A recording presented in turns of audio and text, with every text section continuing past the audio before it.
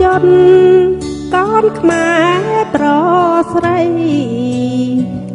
ចាំយាមទឹកដីខ្មែរគេពីដូនតាជាតិខ្មែរម្ចាស់ស្រុករបងរដ្ឋថាអង្គអាញហានខ្លាក្រុមគ្រាចំបាំងរាខ្មែរក៏រំក្រុមពីរាំងភាពចិត្តនាងអង្គអាញហ៊ានលះបង់ខ្ពស់ឈរមុខការពារប្រជាស្រីប្រុងហ៊ានស្លាំរងគ្រោះព្រោះការពារទឹកដីកូននៅខ្សែត្រៀមឈរយាមក្នុងព្រៃដេកនៅលើដីក្រោមមេឃភ្លៀងកោរងងាញ័រញាក់ចិត្តអ្នកតស៊ូយកសាច់ឈាមចោក្រាលើផែនដី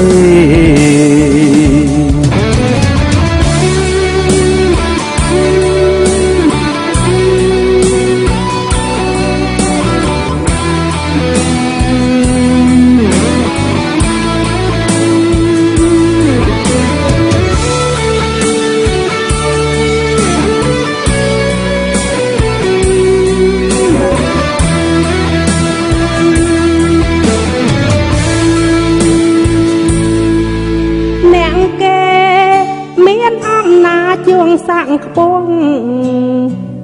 អាចងជួនស្មងរឹបអង្គយកដីយកផ្ទះសំបែងរាខ្មែរក្រស្រីស្រែជុំរាល់ថ្ងៃលោតទឹកស្លាប់ខ្លួនបាកូនលឺហើយតបឆ្លើយម៉ែផ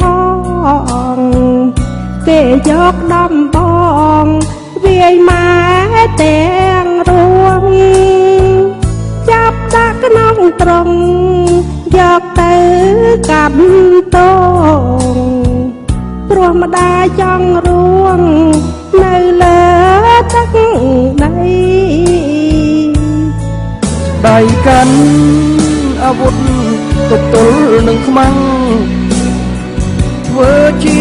រនាំងការពីសត្រូវចូលមកឈ្លានពានសម្លាប់ម៉ែ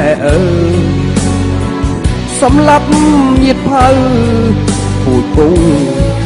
ខែមរាតាមម្ដាយអ្នកក្រៅជួយម៉ែបងប្អូនផងកូនគេអស់យកដីស្រែយើងអស់ហើយកូន